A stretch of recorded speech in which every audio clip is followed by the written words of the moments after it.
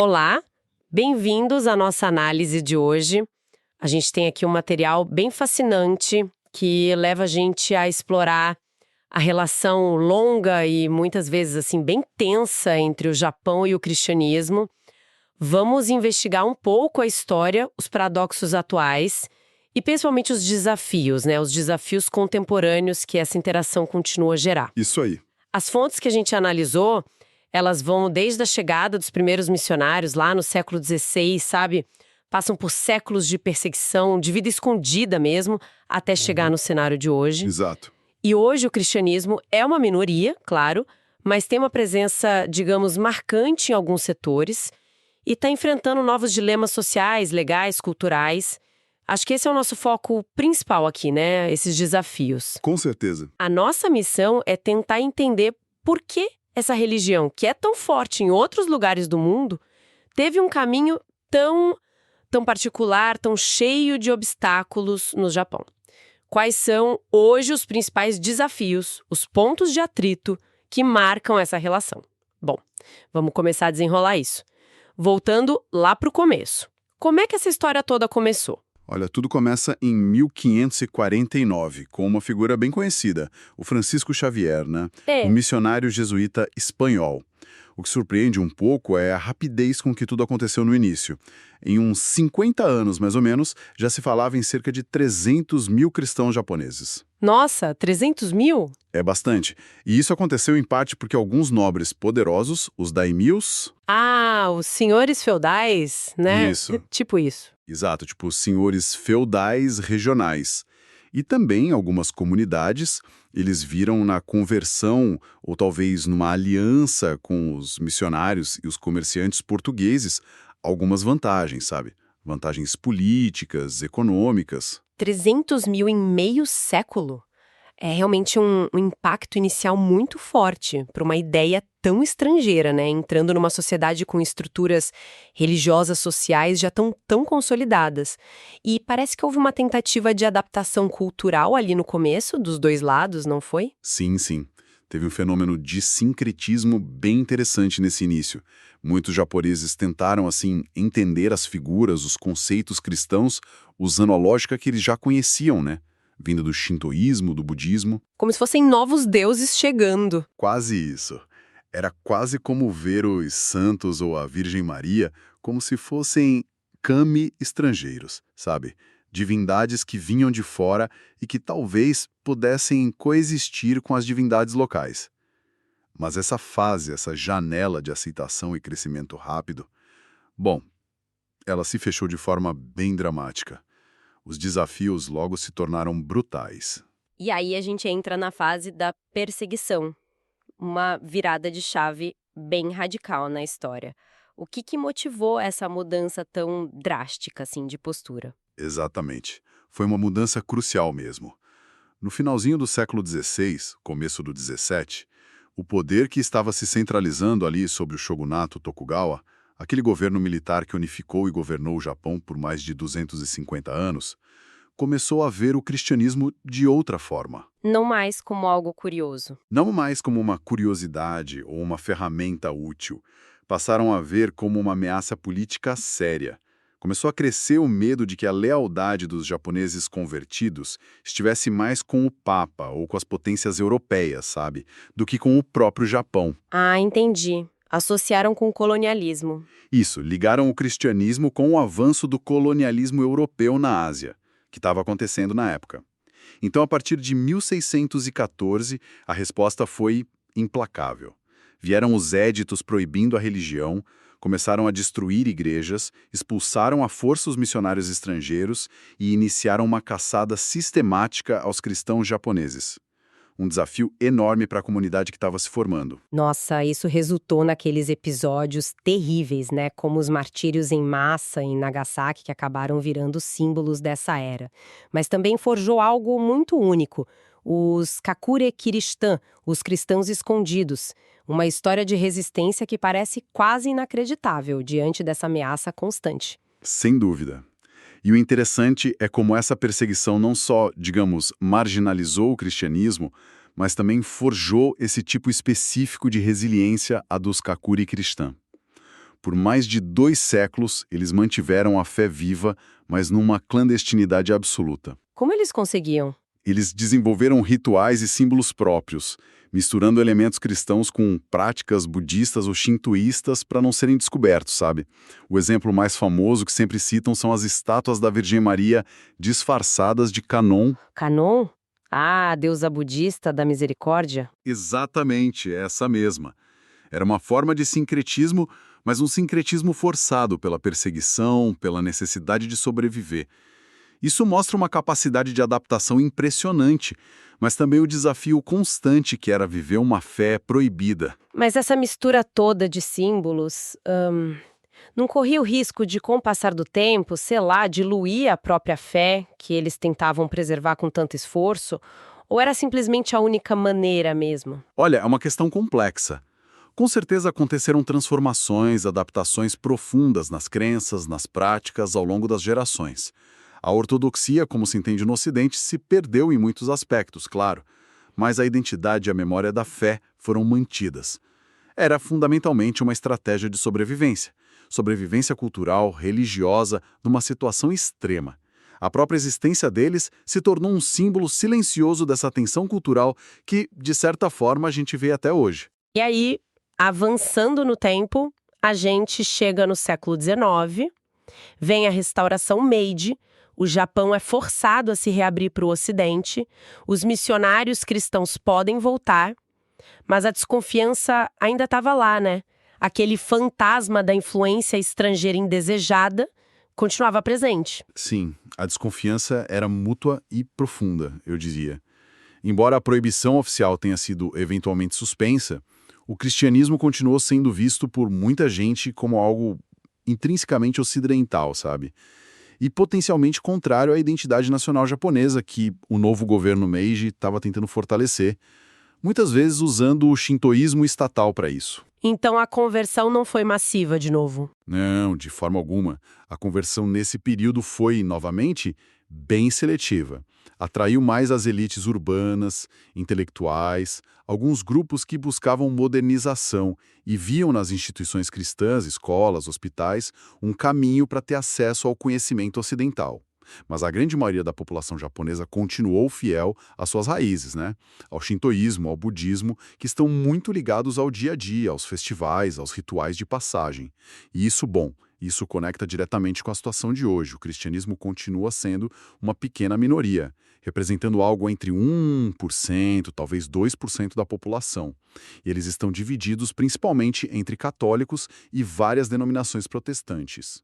E isso sempre levanta aquela questão da compatibilidade cultural, que é um desafio persistente, né? Exatamente. O cristianismo, nas suas formas mais comuns, ele geralmente exige exclusividade, um Deus único, uma verdade única.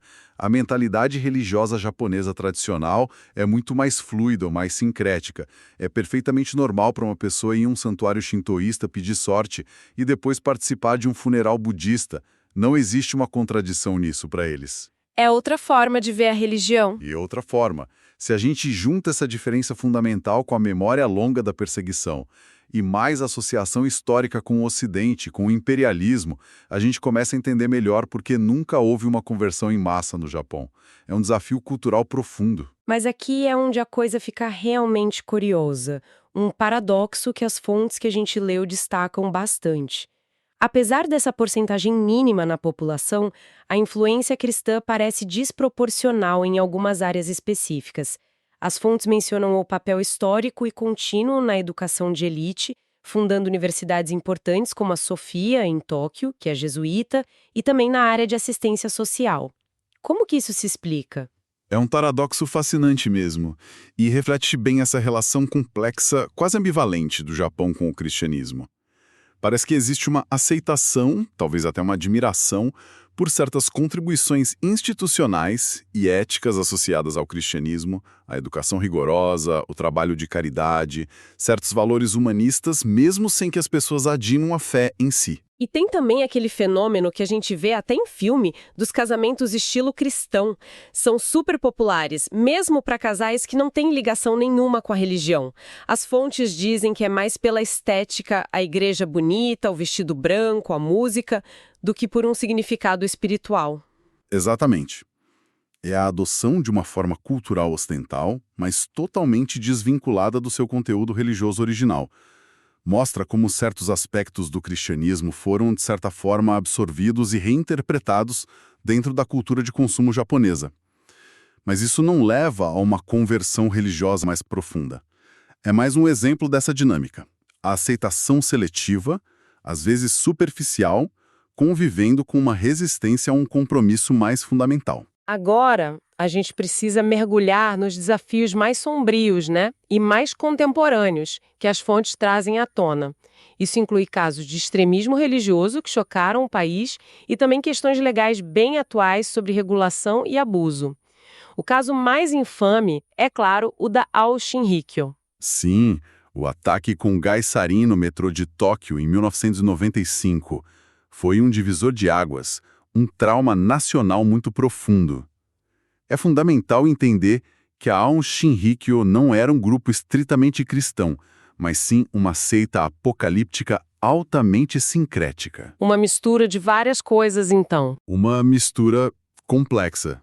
Tinha elementos do budismo tibetano, hinduísmo, yoga, profecias de Nostradamus e, de forma bem significativa, uma dose forte de escatologia, de visões apocalípticas de inspiração cristã. O líder, o Shoko Asahara, ele chegou a se apresentar como uma espécie de reencarnação de Cristo para o Japão, sabe? Pregando um fim do mundo violento e iminente que a seita deveria ajudar a provocar.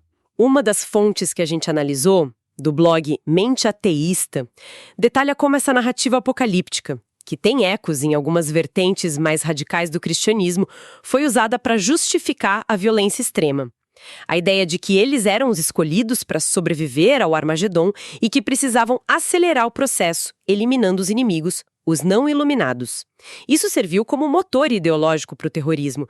Mas por que essas ideias, mesmo que distorcidas, encontraram algum tipo de ressonância ali? É uma pergunta difícil, mas a gente pode apontar alguns fatores. Além da figura carismática e muito autoritária do Asahara e das técnicas de controle mental, de isolamento social que eles usavam, talvez houvesse um certo vazio espiritual ou uma ansiedade social na época, sabe? No Japão pós-bolha econômica, durante as tensões do fim da Guerra Fria. Um terreno fértil para ideias extremas. Talvez. Essas narrativas apocalípticas ofereciam respostas, assim muito simples e um senso de propósito, de pertencimento, para pessoas que talvez estivessem desorientadas. A distorção de elementos cristãos, combinada com outras tradições, criou um coquetel muito perigoso. Agora, a resposta do Estado japonês, por outro lado, foi notavelmente secular e pragmática. Como assim pragmática? Diferente de como outros países talvez lidariam? O foco total foi na segurança pública e em desarticular a organização como uma ameaça criminosa e terrorista. Teve uma investigação policial e judicial enorme, o desmantelamento completo da estrutura da Aum, a revogação do status deles como organização religiosa, julgamentos longos que levaram à condenação e, eventualmente, à execução dos principais líderes.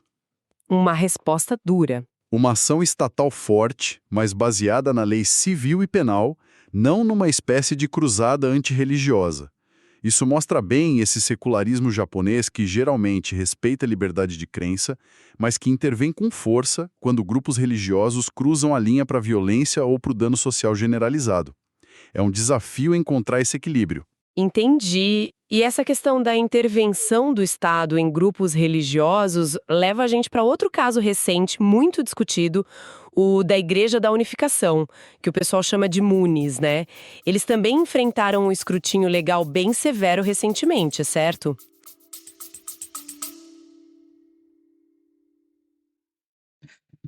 Olá, nós vamos fazer uma pequena pausa neste episódio, que eu espero que seja sendo interessante para você, para vocês ou para você, para falar sobre os meus livros, né? Eu tenho vários livros lançados na Amazon e esse podcast que é sobre desinformação, infodemia, discurso de ódio, eu tenho alguns livros que eu posso indicar para vocês, caso vocês tenham interesse. Estão todos disponíveis na Amazon em formato impresso, audiolivro e Kindle.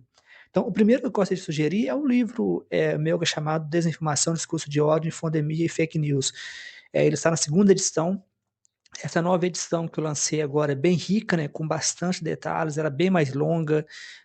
O livro ele tem um diferencial que ele é separado em duas partes. Ele é separado em uma parte mais teórica, um pouco que na primeira edição não foi tão estendida, mas na segunda eu estendi bem mais a parte teórica de discussão, que fez com que o livro ficasse mais longo.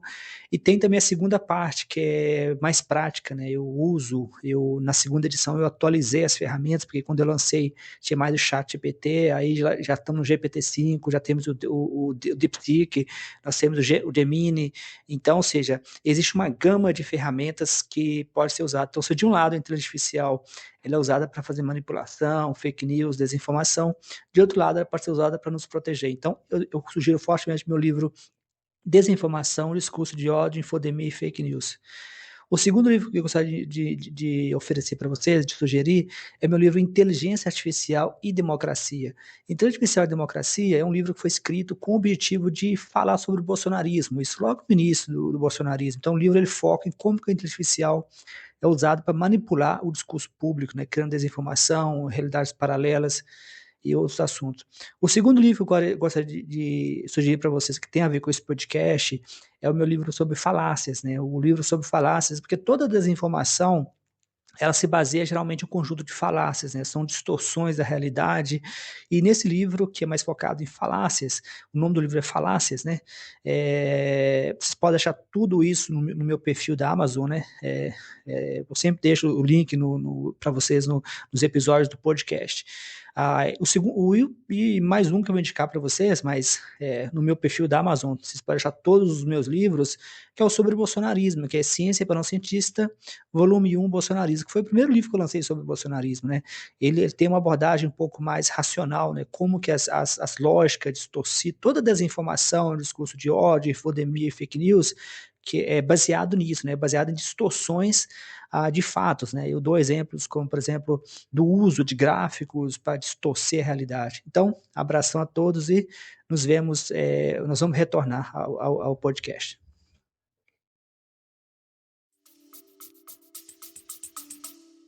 Sim, um caso muito significativo.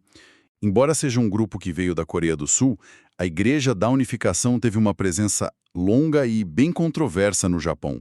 Por décadas acumularam acusações de práticas de arrecadação de fundos muito agressivas, coercitivas, exploração de fiéis e também de tentar buscar influência política de forma meio oculta. E o que aconteceu? O ponto de virada foi em março de 2025, quando um tribunal lá de Tóquio ordenou a dissolução da filial japonesa da organização. E por que essa decisão é considerada um marco tão importante assim? Porque foi a primeira vez na história do Japão que um grupo religioso teve seu status legal revogado com base principalmente em violações civis sistemáticas, ou seja, a exploração financeira contínua, predatória dos seus membros através de doações forçadas. Não foi por envolvimento direto em atos criminosos violentos, como foi o caso da ON. A diferença é crucial. Exato. Isso abriu um precedente legal importante e sinaliza uma possível mudança na postura das autoridades, do judiciário japonês, em relação a práticas financeiras e de controle psicológico consideradas abusivas por parte de certos grupos religiosos. Acendeu um debate enorme sobre os limites da liberdade religiosa versus a proteção dos cidadãos contra a exploração. Mais um desafio complexo. Essa tensão entre regulação estatal e práticas religiosas, que a gente viu no caso da Igreja da Unificação pelo lado financeiro, ela reaparece de forma ainda mais delicada quando a gente fala da proteção de crianças, não é? As fontes detalham umas diretrizes governamentais recentes sobre abuso infantil ligado à religião. Exatamente. É outra área de tensão que está crescendo. Entre 2022 e 2023, o Ministério da Saúde, Trabalho e Bem-Estar do Japão publicou diretrizes bem específicas para os serviços de proteção à infância. O objetivo é ajudar a identificar e intervir em casos onde as práticas religiosas dos pais ou dos cuidadores podem configurar abuso ou negligência infantil. E o que exatamente essas diretrizes consideram como abuso nesse contexto religioso? Parece uma linha bem tênue de definir. É aí que mora a controvérsia toda. As diretrizes definem como abuso psicológico ou negligência coisas como ameaçar crianças repetidamente com o inferno ou com um castigo divino caso elas não sigam certos preceitos religiosos. Impor restrições muito severas às escolhas de vida da criança, carreira, casamento, até amizades fora do grupo baseadas unicamente na doutrina religiosa, ou pressionar por doações que, comprovadamente, prejudiquem o bem-estar básico da criança, tipo alimentação, moradia, educação. Até surgiu um termo novo, Shokyo Nisei, para descrever crianças que são criadas nesses ambientes religiosos, considerados excessivamente rígidos ou controladores. E em 2024, o governo lançou um plano de apoio, com ações como aulas sobre direitos humanos nas escolas, focando nesse tema, canais de denúncia. Nossa, entendo a intenção de proteger as crianças, mas essas definições não parecem perigosamente subjetivas. Onde que fica exatamente a linha entre educar uma criança na sua fé, mesmo que de forma conservadora, e cometer abuso psicológico segundo essas novas regras? Quem que decide isso na prática? Essa é precisamente a crítica que alguns grupos especialistas estão levantando. Organizações como o LIREC, que é um centro de estudos focado em liberdade religiosa, e a Freedom Magazine, que é ligada à Scientologia, mas advoga por liberdade religiosa de forma mais ampla, elas argumentam que as diretrizes são vagas demais. Qual o medo deles? Eles temem que essas diretrizes possam ser usadas para estigmatizar e até para criminalizar práticas religiosas de minorias ou conservadoras, que são consideradas legítimas dentro dessas comunidades. Coisas como ensinar sobre conceitos como inferno ou encorajar um estilo de vida mais restrito. Eles alegam que existe um risco real de discriminação e de intervenção estatal excessiva na esfera da família e da religião, baseado em critérios culturais da maioria. É um desafio enorme para a liberdade religiosa. E essa polarização toda no debate parece que já teve consequências bem preocupantes.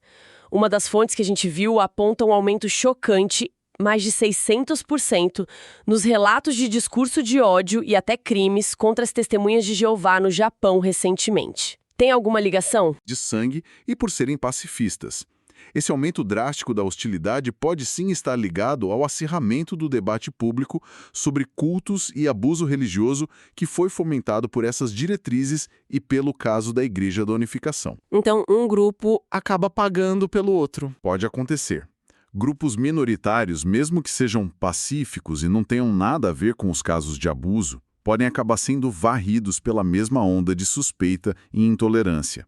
É um efeito colateral perigoso que ilustra a dificuldade imensa de legislar nessa área sem criar novos problemas, novos desafios de discriminação. Enquanto esses debates mais acalorados sobre regulação, extremismo acontecem, tem outro desafio rolando mais silencioso: o desaparecimento cultural dos kakuri cristãos. Ah, aqueles dos cristãos escondidos. Exatamente. As fontes indicam que hoje restam menos de 100 praticantes ativos, quase todos já bem idosos. Aquela tradição única, que sobreviveu a séculos de perseguição brutal, está agora se extinguindo por causa da modernização, da secularização das novas gerações e do envelhecimento das comunidades isoladas onde ela conseguiu persistir. É uma perda histórica silenciosa, um outro tipo de desafio. Fazendo um balanço, então, o que a gente observa é um panorama muito complexo de desafios interconectados para o cristianismo no Japão. Tem a herança pesada da perseguição histórica, que ainda molda a percepção hoje. Tem o choque cultural fundamental entre a exclusividade monoteísta e o sincretismo japonês. Tem sim. A gente viu a emergência desses casos extremos de violência, de manipulação financeira por grupos que distorcem elementos cristãos. Acompanhamos os dilemas do Estado tentando regular práticas abusivas, sem ferir a liberdade religiosa, e os efeitos colaterais disso, como a discriminação contra minorias. E, por fim, essa perda de tradições únicas como a dos kakuri cristã. É muito desafio junto. Exato. O fio condutor que parece unir tudo isso é essa interação contínua e frequentemente conflituosa entre a matriz cultural japonesa com seu sincretismo inerente e uma história muito específica de relação entre Estado e religião e uma fé que veio de fora, que carrega consigo essa forte reivindicação de universalidade e exclusividade. E a resposta japonesa parece ser sempre pragmática. Tende a ser. como a gente viu nos casos da AUN e da Igreja da Unificação, e agora nessas diretrizes sobre abuso. A resposta tende a ser pragmática, focada na manutenção da ordem social e na proteção seletiva, talvez, dos cidadãos. Busca um equilíbrio tenso entre secularismo, segurança e liberdade individual.